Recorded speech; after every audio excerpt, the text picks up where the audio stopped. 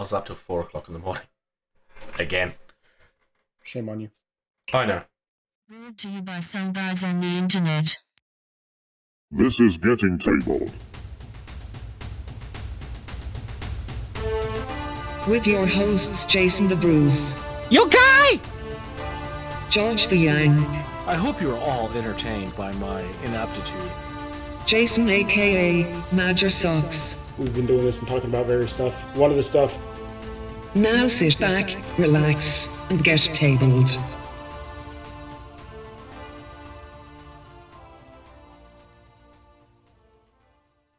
Hello, future people.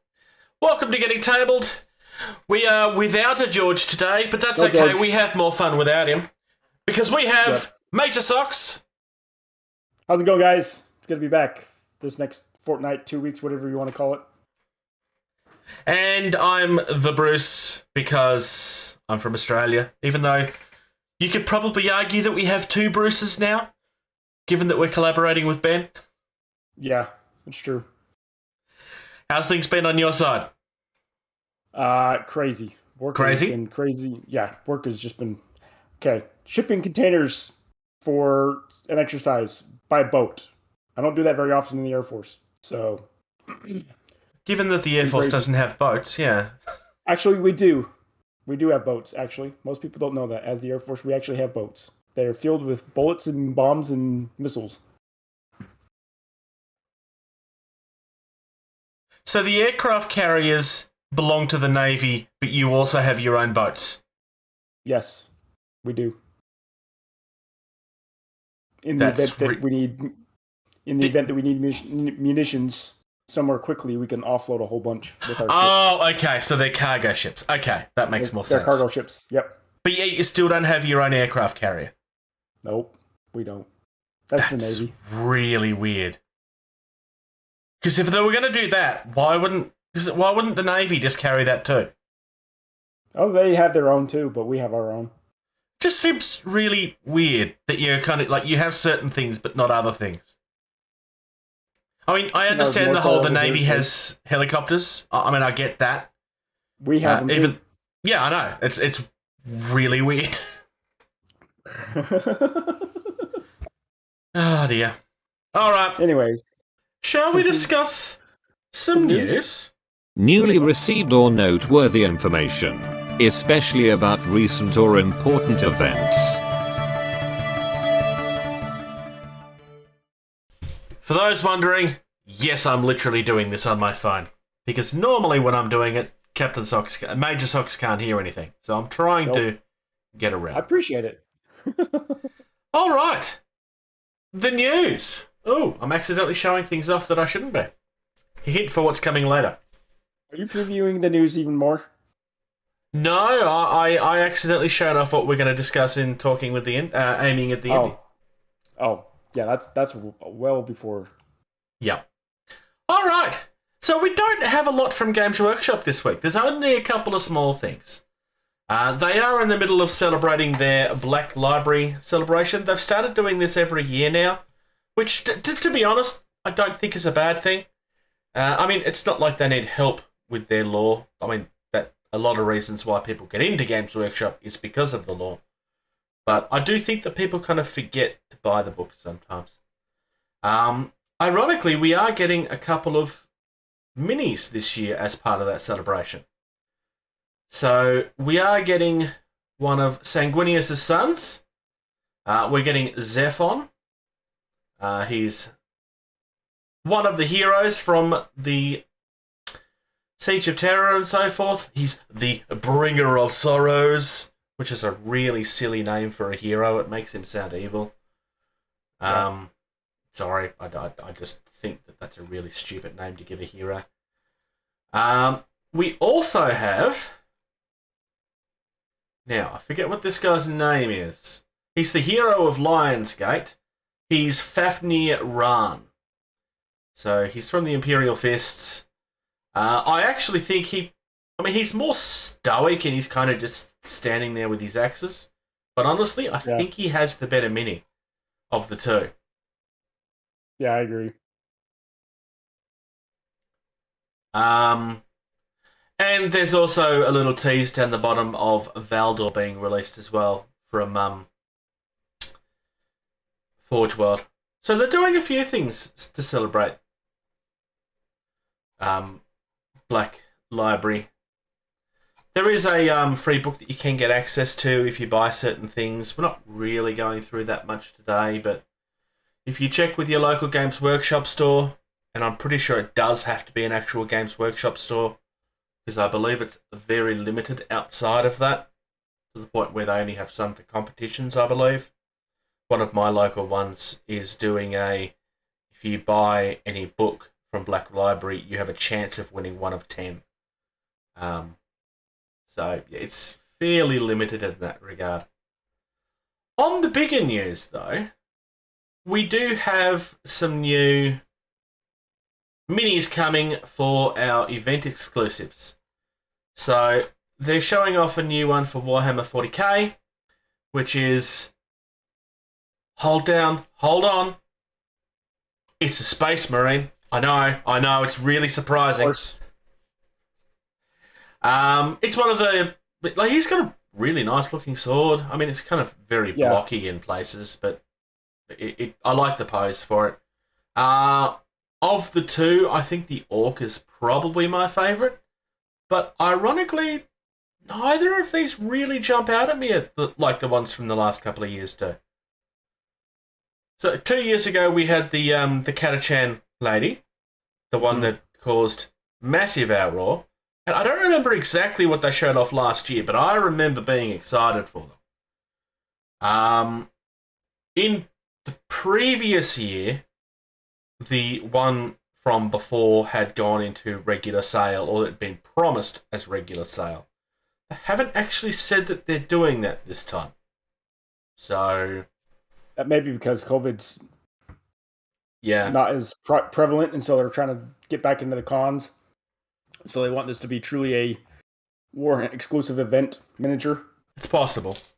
I mean, the idea behind these initially was supposed to be that if you wanted them early, you've got to go to the events.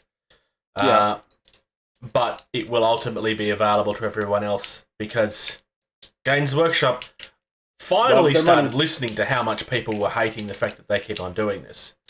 Yeah. I kind of have a feeling that they're going back on that and deciding to just do whatever they want again. They do have a habit of going back and forth on these. Well, I'm not going to have this rant. I know I've had this rant before.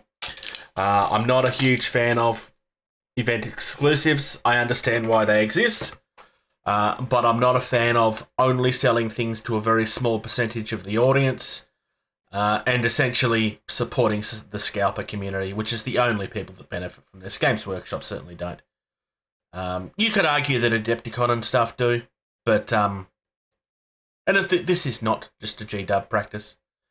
The thing with a lot of other companies, and I'm going to use TT Combat as an example here. They're not the only one, but when TT Combat have event exclusives, and they do have them, during that event they give you the option of buying it on the website. Mantic do the same thing. I believe Warcradle do as well. That is what I feel should be the norm, but Games Workshop are never going to do that because it's Games Workshop. I said I wasn't going to rant, so I'm going to be short. Anyway, that'll be available at Gen Con as part of... they've got a reminder here about Golden Demon happening as well. They're having a pop-up store, so it sounds like they're actually going full in on Adepticon this year, which is good. Because that's another thing where they kind of go back and forth on how far they want to go into these things. So Adepticon is obviously the one they're taking very seriously this year. The one I'm more interested in is how seriously they're going to take Gen Con. Because that's the big one. It's massive. Yeah. Having been there. Adepticon is the one where they tend to do their huge tournaments too. But it's going to be... This is my opinion, not necessarily fact. If they decide not to take Gen Con as seriously, then I think that will be a sign about their confidence, personally. Because Gen Con is the show where they have the most competition. I would expect that they could just stroll in there and take away the attention from everybody else if they really wanted to. But it's a matter of how much they want to. They're also a company that probably doesn't need to be there too, though. Because it's not like they're winning a lot of customers at Gen Con. Anybody going to Gen Con is already most likely a customer. Or a former customer. Yeah. Anyway, that's been kind of quiet on the G-Dub front. I mean, they had their new Kill Team reset released, which we'd already talked about. The only thing being released this week is books, which is great, but it's not really our foray. Especially with somebody like you that's not interested in the game to begin with. I doubt that we're going to get you to read the books. Nope. Most likely not. Moving on to TT Combat, they do have a couple of things coming out. It's kind of on the quiet front from them because they are preparing for a big release in the next month or so. We've got Blood on the Water literally on the verge of coming out at this stage. We don't have an exact date, but it is very close.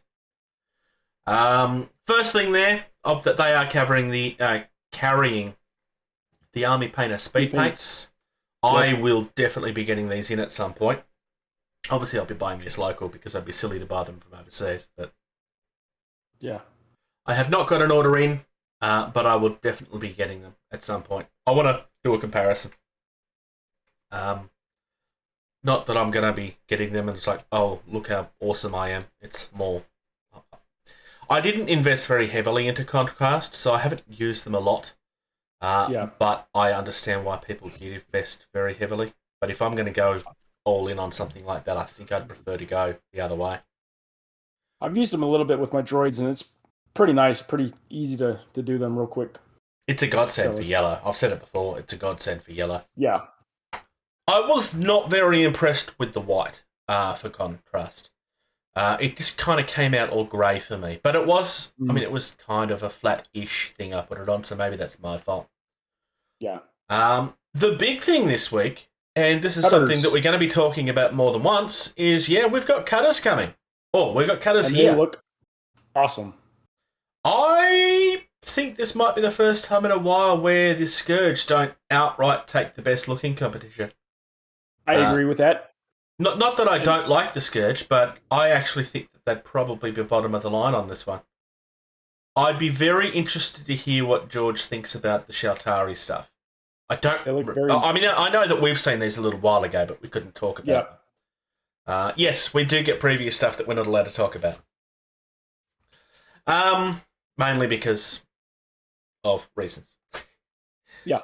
I don't know. I actually think I might...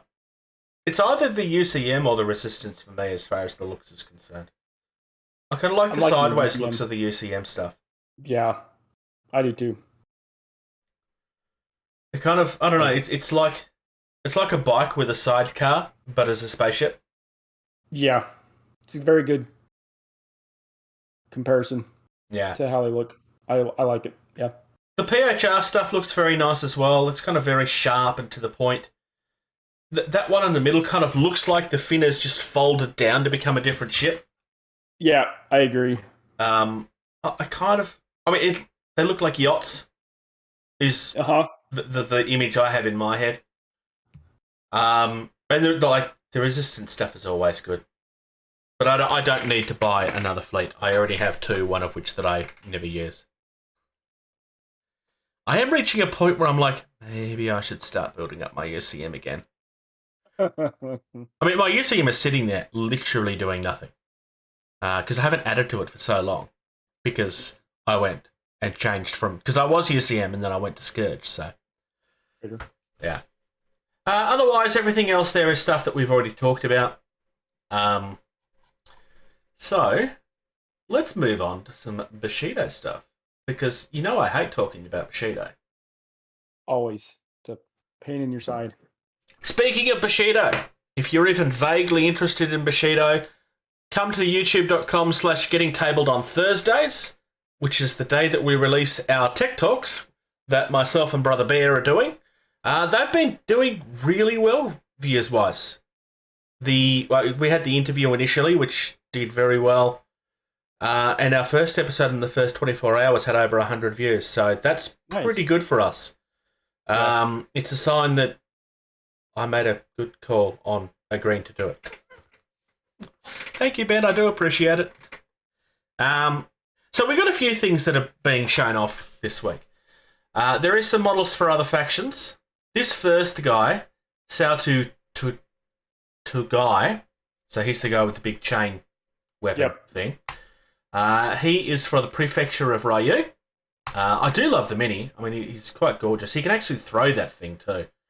I don't imagine that it would be something that would be very easy to throw. No. He can only throw it 3 inches though, so I suspect that it's more he's flicking it out than actually like throwing it. Whipping it around. Yeah, kind of like Jackie Chan in, is it Rising Noon or whatever it's called? Yeah, something Where like he's that. got the chain and he's flicking it around the ladder or whatever. We also have a very short pirate.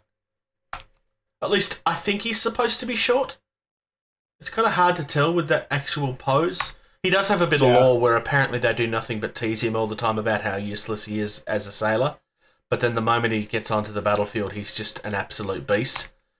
I really love the artwork for this guy. They did kind of tease it just before our last episode, and we kind of mentioned, like, we did look at the artwork. I think the mini is actually better than the artwork, personally. They've changed a couple of things nice and subtly, but the only thing I would say is that if it was me, I'd probably want to paint that scar on, and I hate freehanding stuff, so I hate the fact that I'd want to do that already. But otherwise, I really like that. And up next is easily my favourite of the bunch. I want to say that this is the one that I said it was my favourite during the artwork. I don't remember. Because he's a giant man coming up in a tornado of fire. How could you not love this?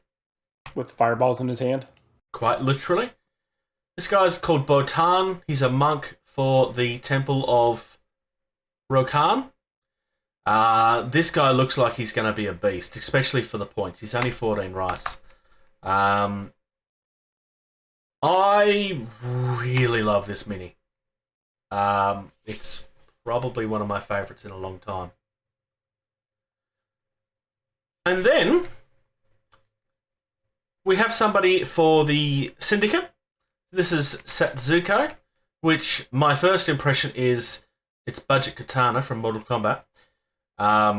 Because anybody with fan weapons is automatically katana in my eyes. Mortal Kombat's kind of ruined that. I do realise that, yes, they are a real weapon, but that's just what comes to my head. She looks like a beast. They've made a massive improvement with the mini over the artwork, though. The artwork looks a little bit cartoony, and she's way too tall in the artwork, where it's much more realistic in the mini form. I think if they had have kept with that original, it would not have looked as nice. She's way more muscular in the mini, and it feels more natural than the very skinny, lanky vibe that they were going initially. I mean, I can see what they're trying to do, but it's just, I think the improvements they made in the mini itself was a very good call. And I like the fact that they do their Bushido minis, but none of it really makes you feel dirty by looking at it. It's just like everything's just really good and gorgeous. She's a rosé and a chate, but I don't actually know what that means because I haven't spent much time looking at the Syndicate yet. And finally, we have some more teasers for the new the new 2-player starter set. On Valentine's Day, they dropped a bit of lore between two of the characters in the starter set, one from each side, and basically they're lovers torn between two rivaling factions within the Ronin. So this is definitely not Romeo and Juliet. It's definitely not that, even though it's definitely that. They've released a couple of stories. This one is about them sitting by a fire and people kind of ended up kind of accidentally leaving them alone even though they're clearly not supposed to be together, but they are, and it's all very cliche in the right way. We have seen a few things from this box set now. There have been a few teasers that's been coming through on our Discord as well. So it's nice to get some stuff out there. I'm definitely excited for this. I like the fact that they're doing a starter set. Because they're doing it as Ronin, you can kind of, like, there's something in there for every faction. So you could just use this and use this as a faction for the game. Or split it with a mate. Or you can turn around and, just add this to your existing forces. It's a really smart idea for a starter set. The issue, of course, with most starter sets is that if you don't want the armies that's in the starter set, then you kind of have to go and buy all of the starter set stuff separately. And it ends up being very expensive. So that's why I'm a fan of that. Any preferences on your side with any of those minis? Botan and probably hits the mark. Mr. Fire Monk. Yeah. He is definitely a good one. All right. There is a new starter set for Kings of War. Kings of War is a brilliant game. If you like your mass battles in a fantasy setting, this is one that got a lot of attention when fantasy died and has kind of just gone from strength to strength ever since. There are some people look at it and just go, oh, well, it's Mantic. I'm sure it's crap. No, this is worth your time. I do enjoy Age of Sigmar. I know that there's people that don't, but no, this is... Kings of War is worth your time. This particular starter set is the second starter set we've had for their newer edition, but it doesn't replace the old one. They're just giving you a different option to buy. This one comes with halflings, and it comes with orcs. I love the fact that halflings are just getting all of the attention from everybody lately. Yeah, they are. The leader halfling that's on the best doggo of all time. He is just such a good boy. I mean, look at how good of a boy he is. Mm-hmm. But I'm sorry, that lion is going to eat him alive. The lion is clearly the hero of this box set. Yeah. It kind of gives me vibes of Skeletor on Panther from the He-Man days. Mm-hmm. Because it's a blue lion as opposed to a panther. Yeah. I mean, Mantic have been doing good stuff for a while, so it doesn't surprise me that they've got a good box set with some nice looking stuff in it. The two hero models are both resin. Everything else is going to be plastic. Most of the actual troops are stuff that we've seen released over the last 6 months or so. Yep. So this is all existing stuff, with the exception of the two heroes, which are definitely the highlight for me. I think we've seen the guys on the little board before. Yeah, it's only the heroes that's the new ones. Yeah. Everything else is existing kits. Yep.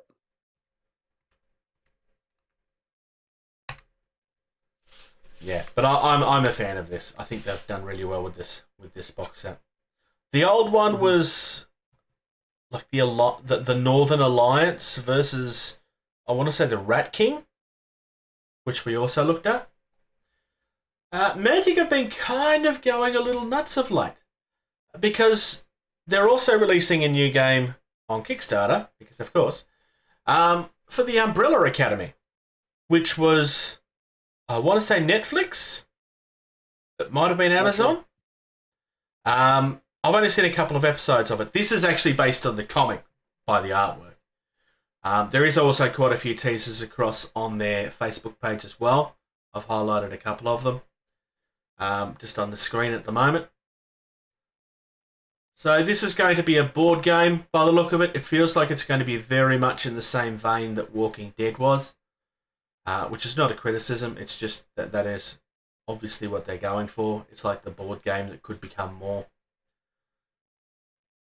It's going to be on Kickstarter. I don't know exactly when at this stage. That they've got like a they've got a page that you can sign up for, and they'll announce so that you know when it goes live.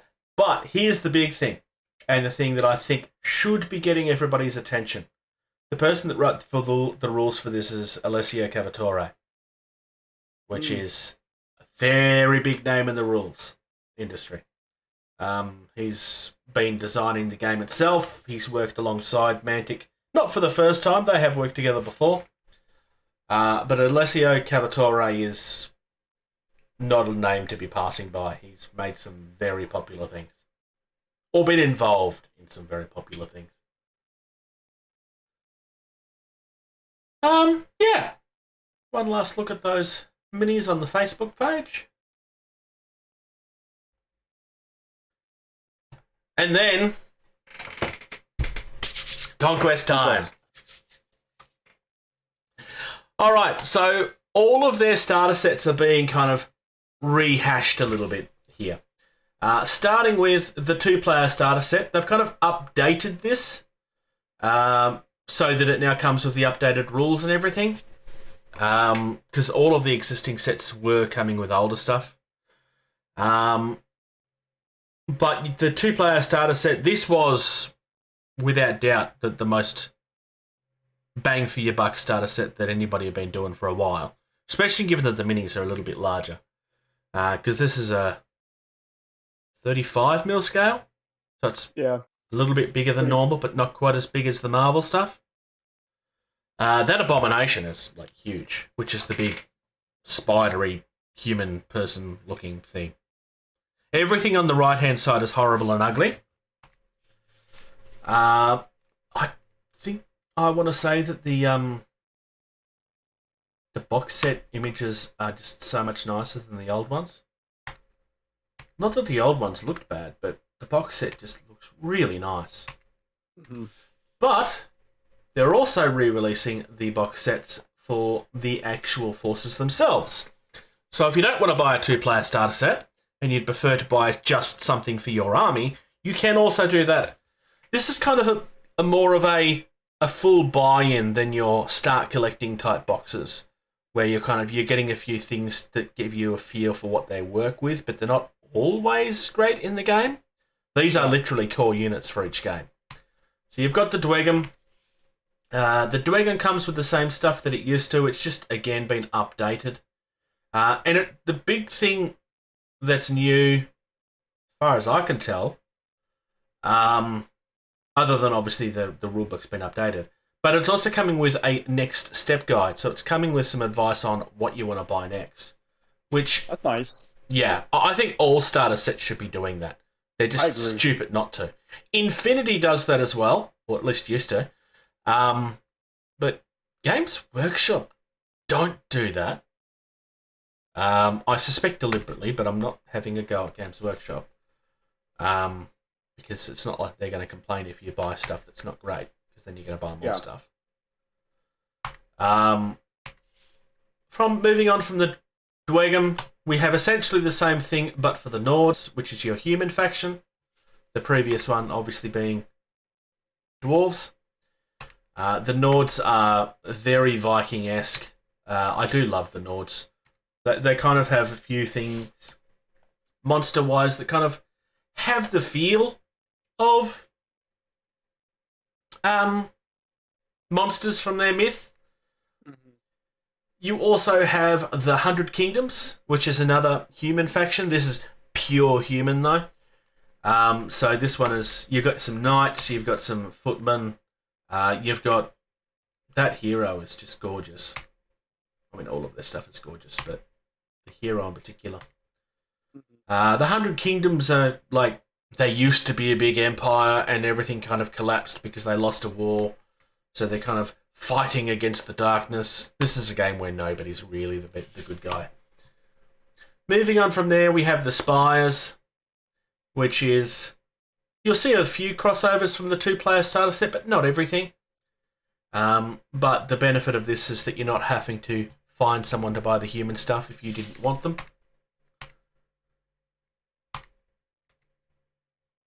There's not really anything in this that I'm not a fan of, in all honesty. Like, models-wise, there's nothing in this that I would look at and go, everything's kind of cool.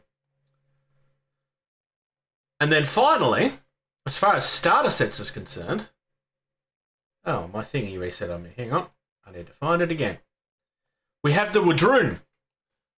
So this is the army that I own. And the one that I think is awesome. Because it's orcs, but with dinosaurs. So you've got your Predator. You've got your Brutes. You've got your Blooded. You've got your Slingers. And you've got your Hunters. It is worth noting that those units... So the Slingers and the Hunters, and the Blooded and the Braves, sorry, I called them Brutes, they're Braves, they are all dual kits, so they can build one of two things. So in theory, you could just build all of one thing or all of the other, if you didn't want to take every unit. But they definitely all have their place. And again, just gives you an idea of what to buy next. I really like that. So yeah, that's the one-player starter sets. They've kind of done one for everything. But the other stuff that we have seen, this stuff is on pre-order as well. The Dwegum Hellbringer Drake is, I think, the best thing I've seen since the T-Rex that I own and haven't built yet. It looks pretty cool. Yeah, I mean, this thing is just badass. It's big, it's chunky. It kind of feels like a Tarask from D&D, but with guns strapped to the side of it. This is just... The good thing about doing your own version of things is that you can kind of make things like this and not everybody go, oh, well, that doesn't feel very whatever to me. Mm-hmm. Because, I mean, it's not a dragon, it's not a worm. I mean, it's kind of... It feels like it belongs in that area. Like I said, to me, it feels like it's a Tarask, but with guns. I don't know what the inspiration is, but that's what comes to my head. We also have something new from the Wadroon, which was being teased last time, but I forgot to talk about it. So this is actually out, which is the Aberration. So this is a very feral looking thing. He's just all kinds of nasty. So this is a new command upgrade that you can get. It kind of just goes under the side of your heroes. It's an infantry type. It just goes alongside with certain types of models instead of the standard thing. So you could probably argue that this is an optional thing that you don't need to buy because it's kind of a leader for one of your existing things, but it's a unique one, so it's more obvious that you do have it, especially if you're playing against people that won't allow you to use things unless they're actually shown. Actually on the table. Yeah. I personally don't have an issue with that, but I understand that it is a thing.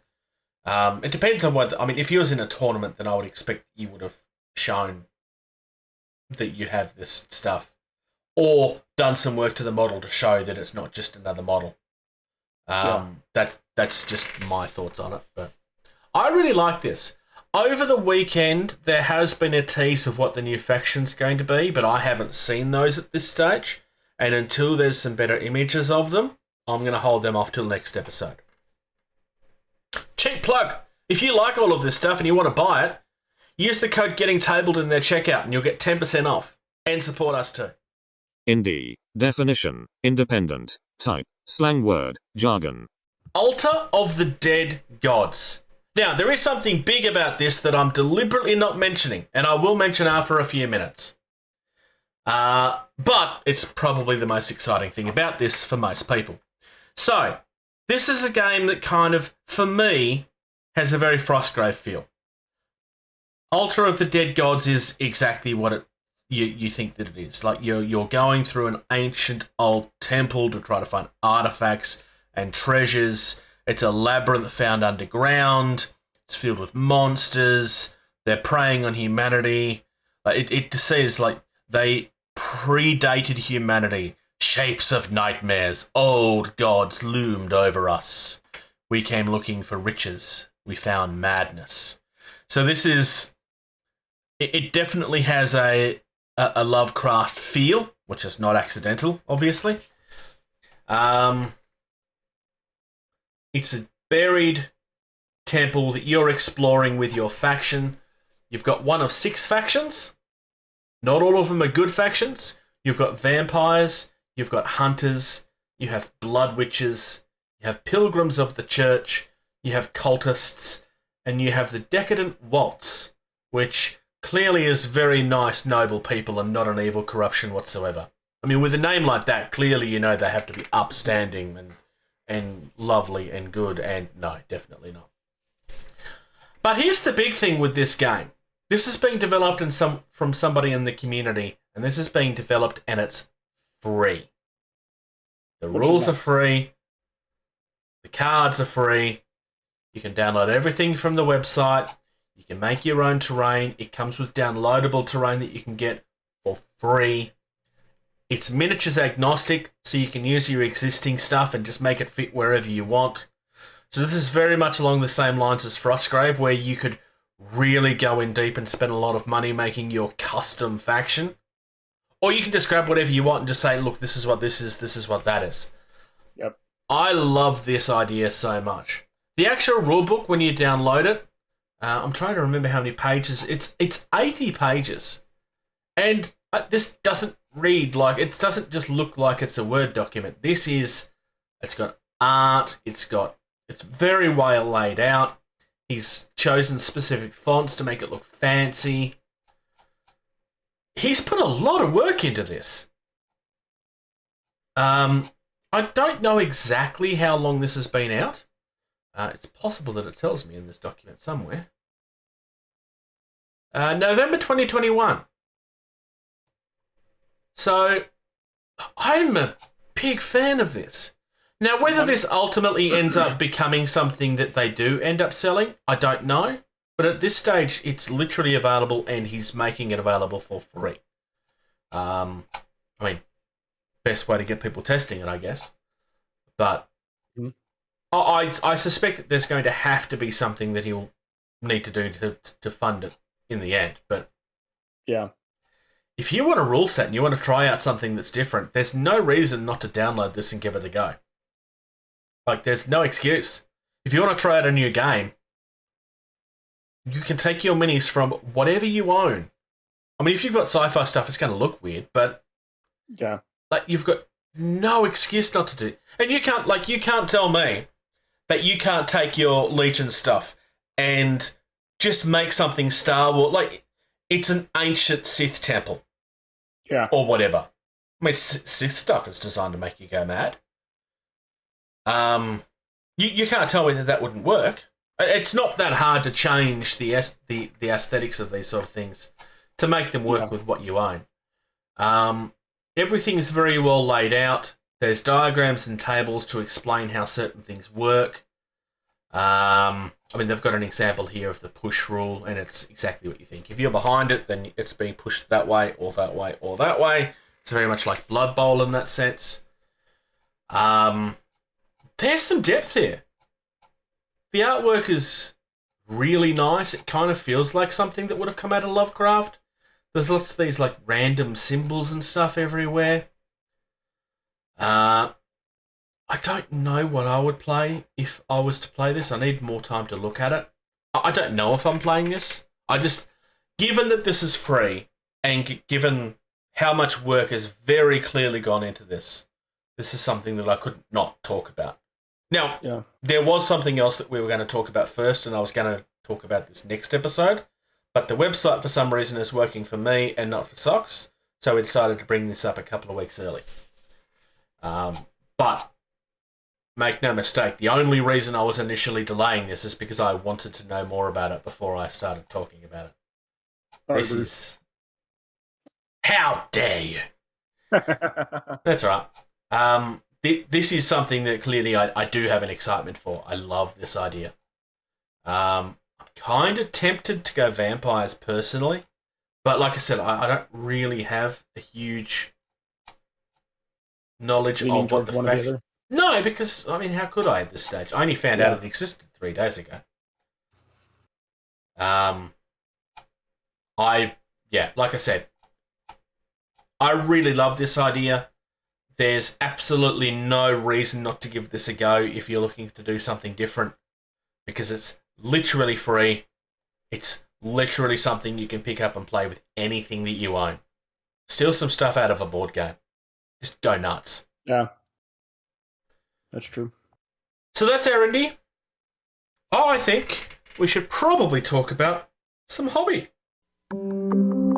Trim, glue, prime, paint. What have you been up to, Socks? Nothing, unfortunately. Work has been crazy, as I told you before. I know, crazy before we started recording, so nothing yet. However, there is a Legion tournament next month that I'm going to try and finish up the Empire army that I'm going to be bringing, so be working on those. Nice. The double ATST list. So, looking forward to finally finishing at least part of my army for the Empire. Yep. Do you suspect that we will ever get AT-ATs? I'm kind of hoping that we don't, because they're too big. They're too big, and if we do, it'd just be a terrain piece. One of the commanders, General Veers, actually, excuse me, has a command card that acts as a AT-AT off-the-board shot. So I don't think we'll ever get an actual AT-AT model itself. It would take up most of the table if they did. It'd take up most of your army in terms of points. Well, that too, But yeah, size-wise, yeah, it'd take up half the board. Yeah. What have you been up to? I've been spending a lot of my time doing one of my big goals for this year. One of the things I said in last year is that I wanted to do some live streaming this year, and I've legitimately started doing that. Been spending a lot of time on Pokemon. The new Pokemon came out, and I've actually been enjoying a Pokemon game for the first time in what feels like a decade. I mean, it hasn't been a decade, but it kind of like... There's been a lot of Pokemon games that came out, and I was like, this is just Pokemon Red with a different coat of paint again. Where I kind of felt like Game Freak, the people behind Pokemon, were just being really lazy. A lot of people for a long time had been asking for an open world type game, which are just everywhere. And Pokemon is just a game that's screaming for open world, and it's made a big difference. It actually does feel like somewhat of a modern game. I mean, it's not a perfect game. It still feels very Pokemon. But the fact that you actually do have things to explore and can kind of just go and do whatever you want definitely helps for me. I did have a hobby night on Monday night. We were painting up some Moonstone. I was painting up some Bushido. Nice. I had somebody harassing me, telling me that I should paint up some Bot War, but I didn't. The Twitch is going okay. I'm doing it Tuesday nights and Thursday nights from 7 till 9. Well, at least 7 till 9. I've kind of gone over every single night that I've done it so far. Shame on you. This is my theory. If I was going to do it, I wanted to do it in a way where it wasn't going to burn me out, because that on top of working full time, is not entirely a healthy schedule if I was to try and have done it every night. But it's something I can use to help motivate me to get more hobby done. Yeah. It's also something that can help motivate me get through some more games, because my Switch, I love my Switch, but I don't get to it as often as I should. I've got like 16 followers in the first week and a bit, so I don't really know if that's good or not. I mean, I need to get to 50 followers before a month is over. So if you're at all vaguely interested in Twitch, or you just want to support me and never look, give me a follow at twitch.tv/JasonTheBruce. Jason the Bruce is literally just written Jason the Bruce. There's no quotation marks like you see on the screen. Otherwise, if you do a search for Jason the Bruce on Facebook, I'm very vain and I created myself a Facebook page. I felt really weird doing it. I'm sure. Well, I'm not that person. But I kind of, like, there was a friend that was talking to me. It's like, well, no, you kind of need to do that if you're going to, because you need to have something there that's not just getting tabled. Because as much as, yes, I can share, hey, I'm going live, it just mixes and confuses what the Getting Table channel's about. Yeah, absolutely. So having adjacent, I mean, I've kind of just shared it minimal at this point. I probably should share it on our page for more people to have a go. But the Twitch is the big one. I would like to get to that 50 if I can, because I'd like to get to that affiliate thing. Yeah. If I can, because then it shows that it shows that I've got something going. So I'm enjoying it. It's not just going to be Pokemon. But hobby is going to. I'm trying to balance between the hobby and the video gaming aspect of it. I'm enjoying Pokemon at the moment because, well, it's where I started, and it's like, well, let's see for how far I get. There's a new game there's a new-ish game come out called Webbed, where you're this tiny little spider trying to fix puzzles and stuff. You're helping out ants build a giant ant monster robot thing, and trying to not drown. And I was watching somebody else play it on the PC, and I was like, this looks so cool. My first thought, of course, is, why can't we do this on the tabletop? Why can't I have an army of spiders against your army of ants or something? And just make it insanely cute. No, it'd have to be a board game, I think. Yeah. But yeah, so, I mean, I have been doing a lot, but I haven't at the same time. I did record an unboxing for Malifaux yesterday. I've still got a couple of unboxings to do for Dropfleet and Drop Zone, which is the same stuff that I still had to do previously. I kind of did like 10 videos all at once, one after the other at one point, and was like, I'm going to kind of take a couple of days off. So I kind of concentrated on Twitch. I will definitely be doing another hobby night at some stage. I don't know what night it's going to be, but possible I might jump onto something later today as well. We'll see how long it takes to edit this. Mm-hmm. Otherwise, game talk? I think it's time for a bit of game talk, yeah. Talk nerdy to me. So, we are back into a subject that we were not talking about that long ago. Nope. Because we've got the cutters. So, and we got the rules. Yeah, it's worth looking at the actual rules. I'm going to start with the UCM stuff. So this is basically exactly the same thing that we did last time. We've got the Redshift, the Redshift. Sorry, it's not an easy word to say unless you're used to it.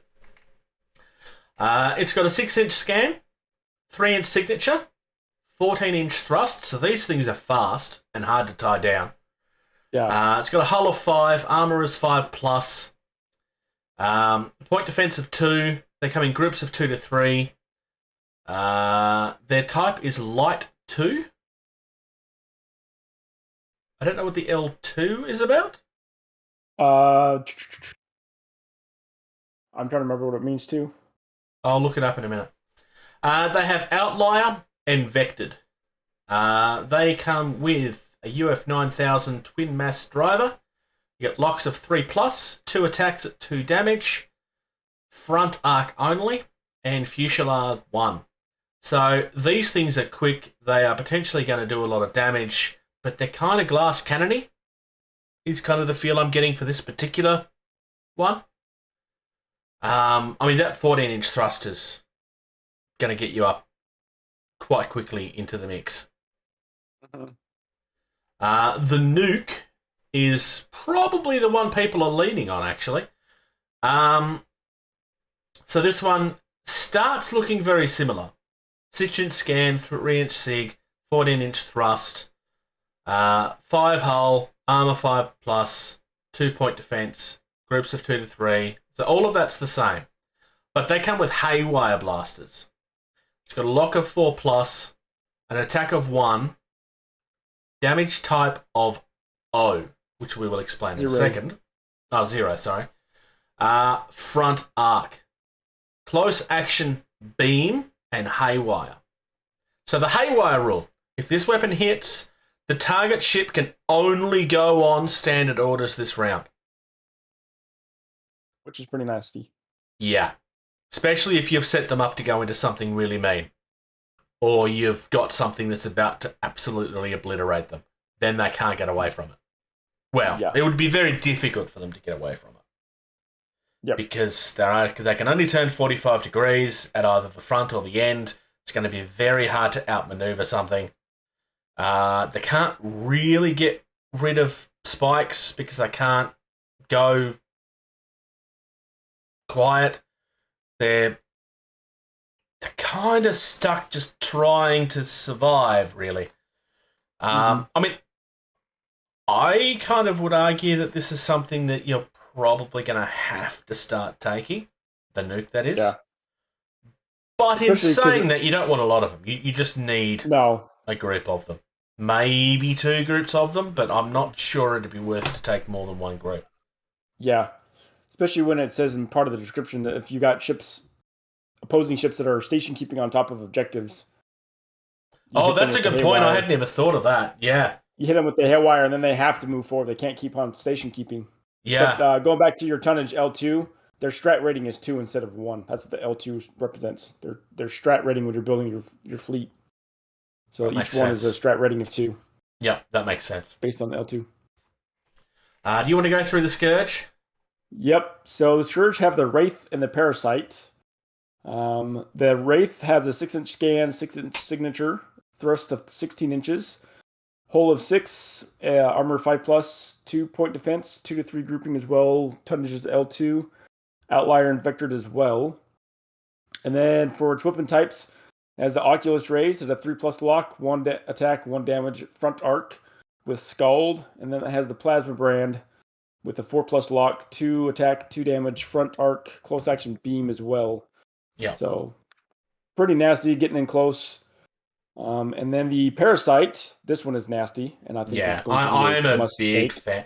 There was kind of mixed reactions on this, and my immediate reaction on the Parasite was, "This is big.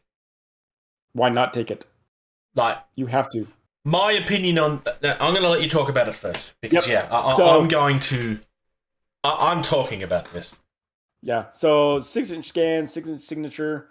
Again, 6-inch thrust, hull of 5+ armor, 2-point defense, 1 to 3 grouping instead of 2 to 3 like the Wraith.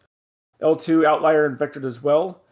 And then it has Oculus Rays with a 3+ lock, 1 attack, 1 damage, front arc, and Scald. But then also has a energy siphon. During the ship's turn activation, either before or after movement, pick 1 friendly or enemy ship within 3 inches to siphon. That ship loses any spike it has, and this ship gains it. If any ships in a group have siphoned any spikes, all ships in that group add a bonus to their Oculus Rays for that activation.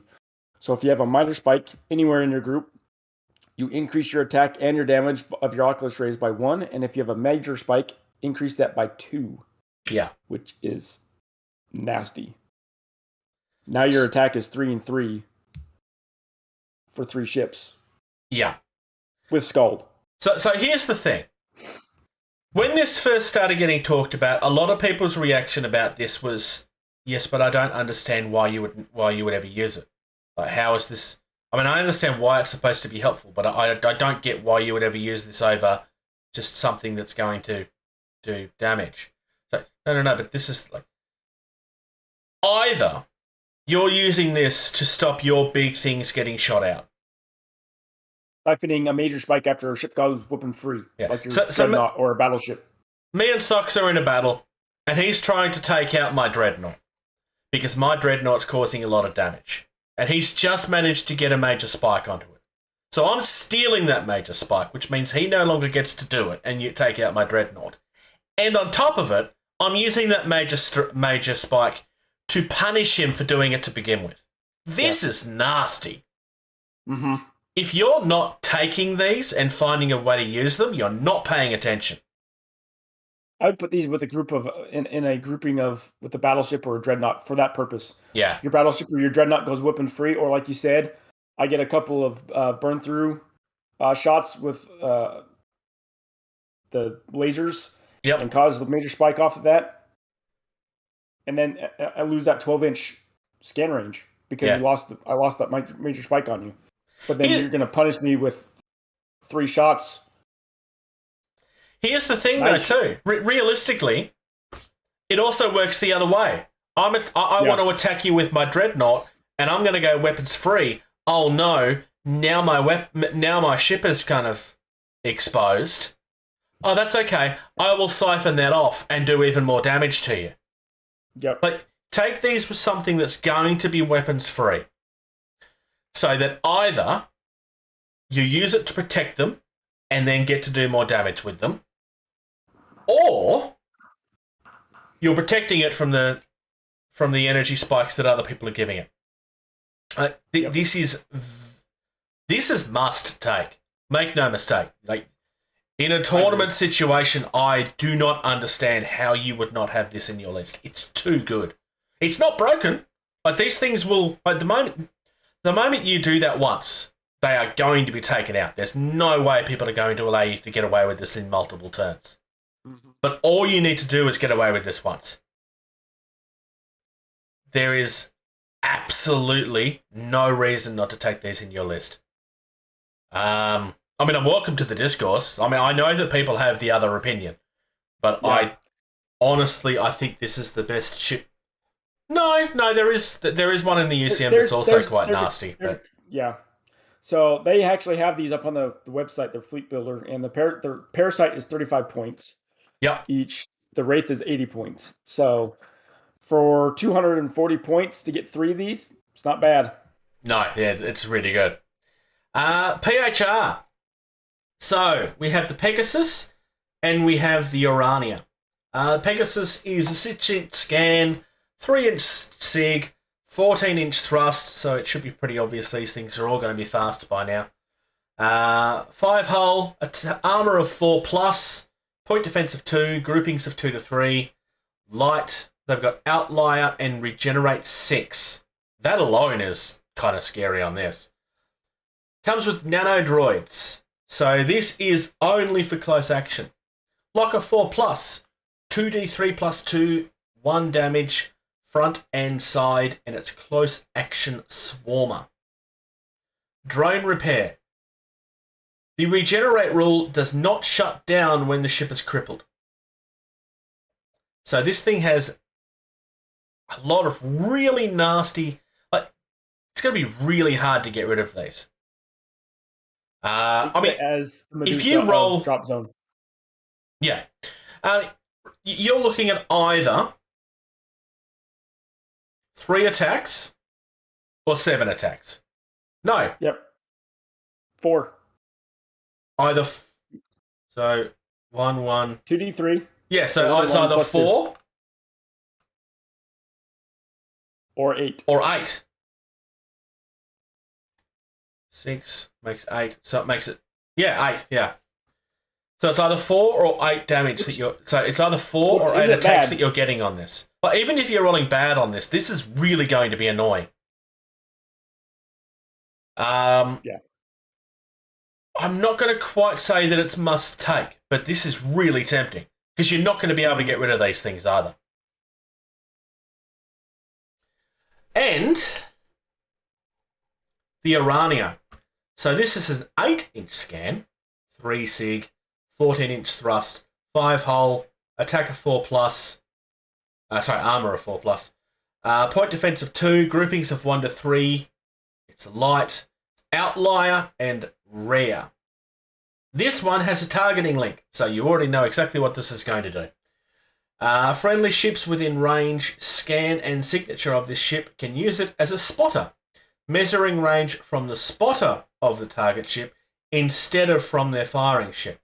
The firing ship must, however, still be able to draw a line of sight to the target ship. The rule does not have any effect on close action weapons, for obvious reasons. So all you've done with this is give yourself a bigger range with ships that really need it. I can now compete with this Shotari. Yeah. Pretty much. That's... I would argue that you don't want to take a lot of these.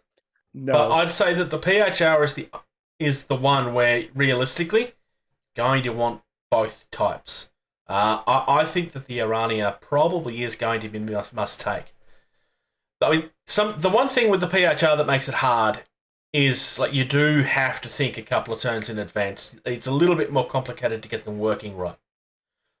This doesn't solve all of those problems, but it really does help. It solves our frontal assault until we're able to get dart broadsides out. Yeah. But even then, you swing these all around to the flank, and now you're shooting your broadsides at across half the board. Yeah. And on top of that, Shotari. You want to cover the Shotari? So the Castium is a 8-inch signature, or scan, sorry. 3 to 8 signature, 3 normal, 8 with the shields. Yep. 20-inch thrust, so the fastest of all the cutters. Hull 3, armor 6+, 4+ with the shield on. Point defense of 6, 2 to 3 grouping, light tonnage, outlier and vectored as well. It has a focus disruptor, which is a 3+ lock, 3 attack, 1 damage, front narrow, and caliber of light, so it's nice at taking out lighter targets. Yep. Which is nice. I know about that all too well as a PHR. And then the Gallium is the same stats, 8-inch scan, 3 to 8 signature, 16-inch thrust, so a little bit slower on this one, though. Hull of 3-inch, 6+, 4+ armor, 6 point defense, 1 to 3 grouping, light tonnage as well, outlier and vectored. It has the big atomizer array, 3+ lock, 6 attack, 0 damage, front arc, close action beam, and corruptor. So bio atomizer array. It's a disintegrator. It's a disintegrator beam, basically. So this is Mars attacks. It's a skeleton creating gun. Yep, absolutely. It's beam, which already makes it scary. And corruptor is not nice either. Even more scary. Yeah, these things are going to be nasty. Then on the resistance side, so you've got the Sigatari. They've got a scan of 4, signature of 4, thrust of 16, hull of 5, armor of 4+, point defense of 1, groupings of 1 to 3. It's light and it's outlier. So this signature-wise and scan-wise is the smallest of them. Mm-hmm. You have an N12 artillery cannon, which is a lock of 4+, 4 attacks, 1 damage, front. So this is very, very simple. It's just doing what it's doing. There's no real trickery attached to this. And on the other side, the Bellaris is exactly the same, except this one has launch and outlier. There's no weapons attached to this. It's just here for the launch. So this is a really easy way of getting some more stuff on the table. You're getting 2 fighters and bombers. It's probably the least fancy out of all of them.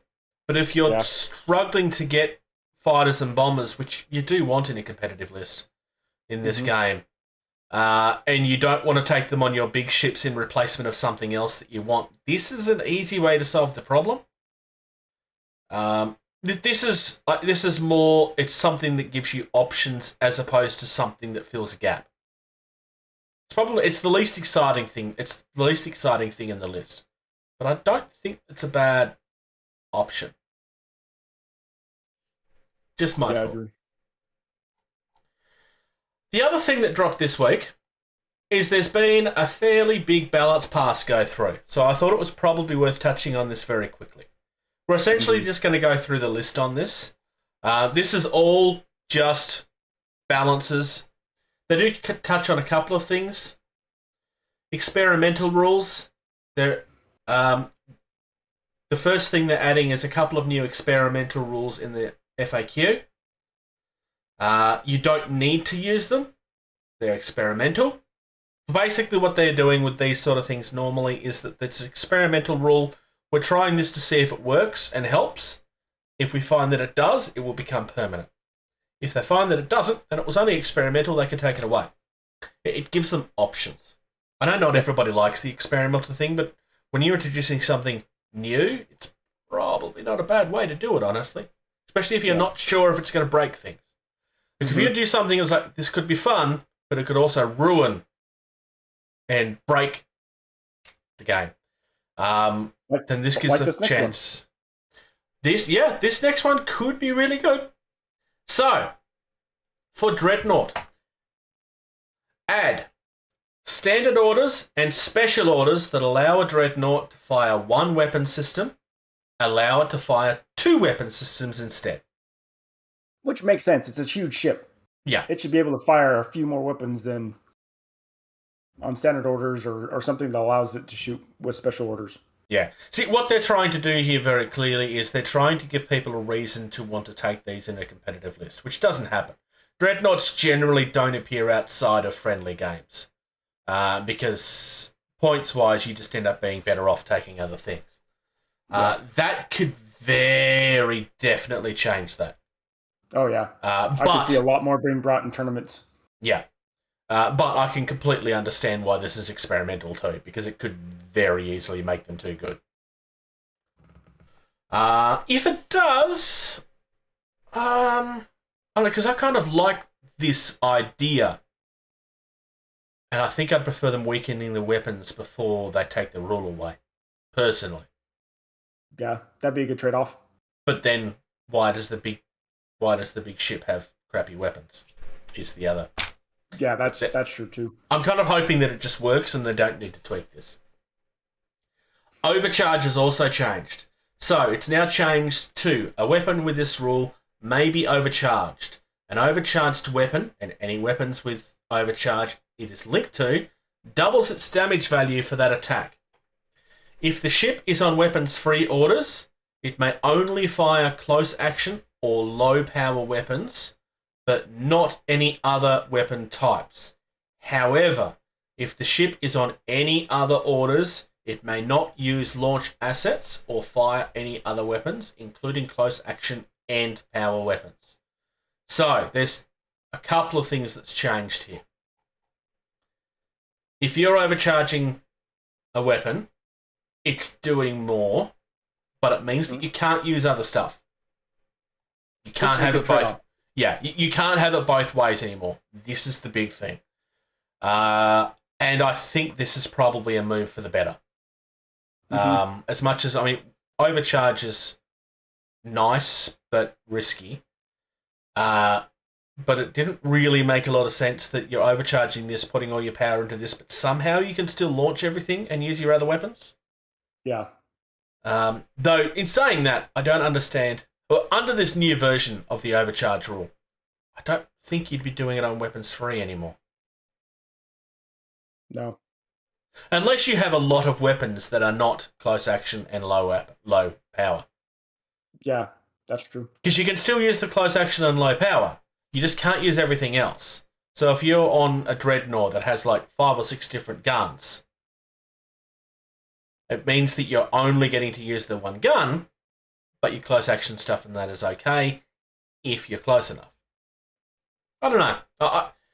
That one's a little harder to judge how that much is going to change. All right, ship changes. The London's been reduced to 450 points. So this is the issue. I don't know exactly how much they used to cost without going back and listening. Without going back and listening to our episodes. I can tell you what they used to cost in the magazine, but I think these points may have changed already once.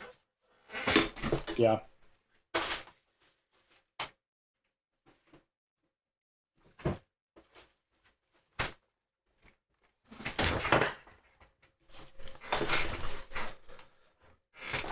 I didn't think of this.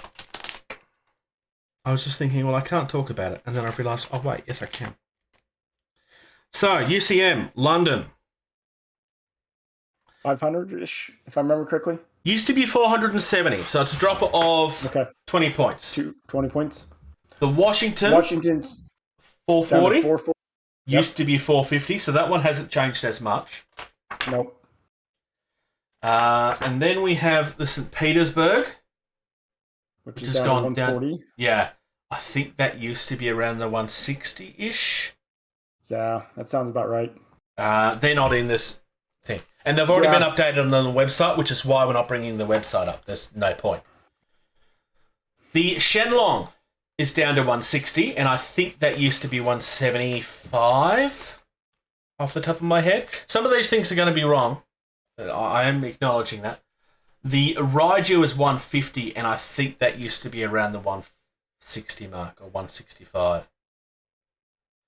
And then we have the Shadow, which I do have in here somewhere, I think. Which is down to 195. Or is the Shadow not in here? Maybe that's not in here.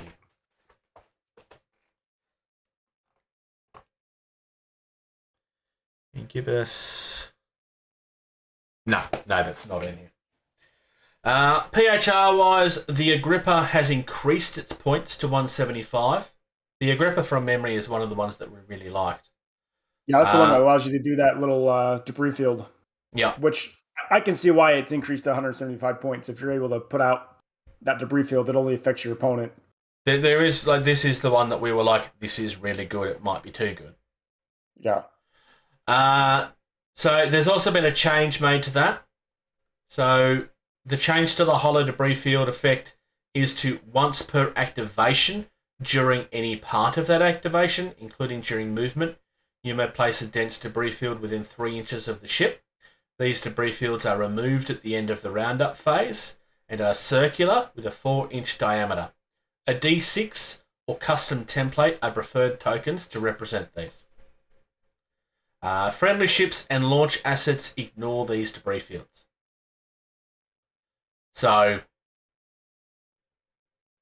it's a little bit more balanced, but I can definitely see why the points of this has gone up.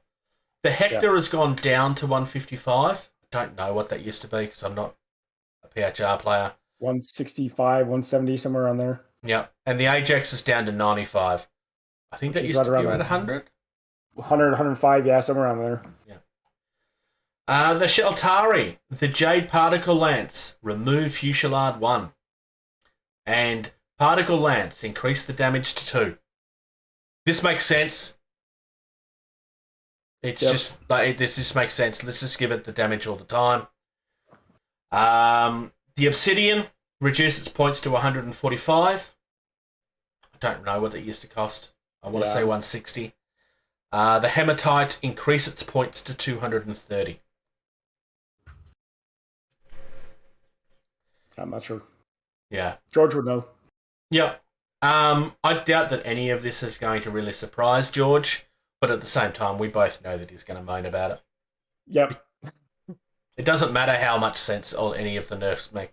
He's always going to moan about it. Resistance don't have as much changes. They're all kind of tweaks here and there. The frigate weapon systems, the N31 hybrid gun turret, has reduced its points to nothing, so they now have a default gun, essentially. Yep. And the light vent cannon turret no longer has Scald. Which, you know what? I'm kind of happy with. Yeah, we were all surprised when we were going over frigates a couple of weeks ago that one had Scald, so I'm okay with it too. Didn't make any sense to me why they had, like, why are we muddying the waters, basically? Mm-hmm.